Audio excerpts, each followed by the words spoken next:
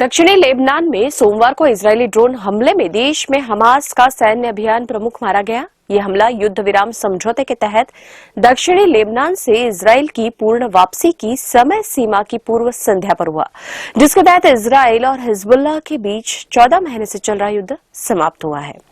Israeli सेना ने कहा है कि उसने लेबनान में हमास के संचालन विभाग के प्रमुख मोहम्मद शाहीन को मार गिराया है। हमास ने शाहीन की मौत की पुष्टि की है, लेकिन उसे एक सैन्य कमांडर बताया है।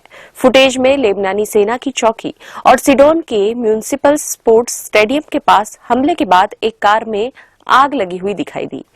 यह हमला युद्ध विराम समझौते के तहत दक्षिणी लेबनान से इजरायल की पूर्ण वापसी की समय सीमा की पूर्व संध्या पर हुआ, जिसके तहत इजरायल और हिजबुल्लाह के बीच 14 महीने से चल रहा युद्ध समाप्त हुआ है।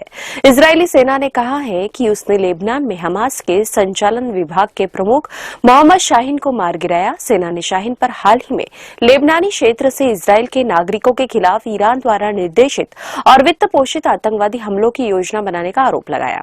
हमास ने शाहीन की मौत की पुष्टि की है, लेकिन उसे एक सैन्य कमांडर बताया है। फुटेज में लेबनानी सेना की चौकी और सिडोन के म्यूनिसिपल स्पोर्ट्स स्टेडियम के पास हमले के बाद एक कार में आग लगी हुई दिखाई दी। मूल रूप से वापसी की समय सीमा जनवरी के अंत में थी, लेकिन इजरायल के दबाव के चलते लेबनान इसे 18 फरवरी तक बढ़ाने पर राजी हो गया था। यह स्पष्ट नहीं है कि इजरायली सैनिक मंगलवार तक अपनी वापसी पूरी कर लेंगे या नहीं। युद्ध विराम के बाद से ही इजरायल लगातार दक्षिणी और पूर्वी लेबनान पर हमले जारी रखे हुए है। उसका कहना है कि वह आतंकवादी ठिकानों को निशाना बना रहा है, जहां मिसाइलें और लड़ाकू उपकरण हैं।